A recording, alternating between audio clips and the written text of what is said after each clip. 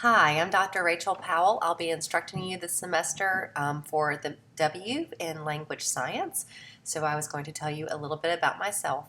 I'm from Louisiana originally, as I believe you read in my post, and then I went to college at Southern Miss in Hattiesburg, and that's where I got my undergraduate degree and my master's degree in speech language pathology. That's also where I met my husband, Mike Powell, and we were married in early 2000s and we moved to Louisiana after I finished graduate school. I worked for 2 years in Louisiana, one during my CFY as a standard speech language pathologist, and my second year in Louisiana, I was the diagnostician for the entire parish. So I traveled between schools and I was responsible for doing all of the assessment at our students ages 3 to 21.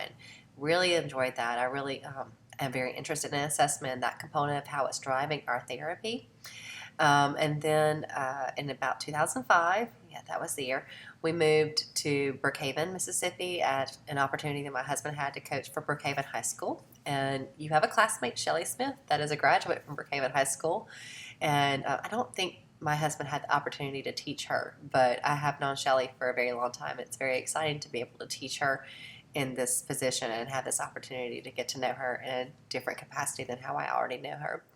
So we moved to Brookhaven in 2005, and we've been here ever since. I started my doctoral degree at LSU in the fall of 2005.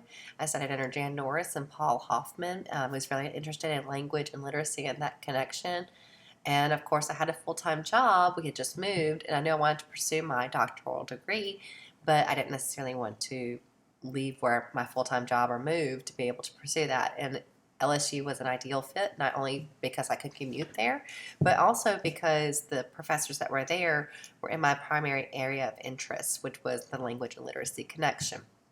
So I commuted to LSU during my early years in Brookhaven and got my doctorate in 2009. My dissertation was on the effects of visual representations on teaching teachers phonological awareness principles, essentially professional development type model of how, and a teacher knowledge, how knowledgeable are teachers about phonological awareness principles, and if you taught them those skills using a traditional professional development, such as a half day or 2 hour workshop with a PowerPoint, versus using a visual strategy, which was the phonic faces.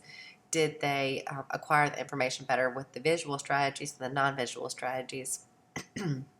What I found was neither showed significant growth in comparison to the control group. And I actually did a little follow up about 5 years later with my teachers to see if they had shown any growth from my initial dissertation study in 2009 to 2014, after they had been doing a few years of interventions using a explicit systematic phonological awareness intervention system, the iPad. And I did find that they showed significant growth in that 5 year period, just pretty much from acclimation of being around those skills and teaching those skills to those children. So it's very interesting. I'm still very interested in that side as far as the research component, and I need to get my research published. That's one thing that I have not had the opportunity to do yet, because in 2008, right before I started my dissertation, I had my first child, Kennedy. So I'm the mom of three. I have Kennedy, who is age 8. I have Cecile, who is age 3. And I have James, who is 9 months. I was actually pregnant with him last semester when I taught this course with your fellow grad students that are a semester ahead of you. So we have 3 lovely children, and I currently practice in Brookhaven School District. I am a speech language pathologist, and I'm also doing some things with special education teachers K through 6. I'm having weekly meetings with them, and we're using our data and based on progress monitoring and reading to help guide our instruction and help be better teachers of reading. So I'm actually going to be taking them through a lot of the content and coursework that we'll be covering this semester in this course, because we know that language is the foundation for literacy. They have to have good language skills, and the way to teach good language skills is literacy skills is to have a good language foundation. So I'm working with the special education teachers this year on those specific instructional principles in the different areas of reading. So that's a new position for me this year, and I'm excited to have that opportunity to work with those teachers in that way and hopefully show some growth in some of our lowest performing students who receive special education services through an IEP.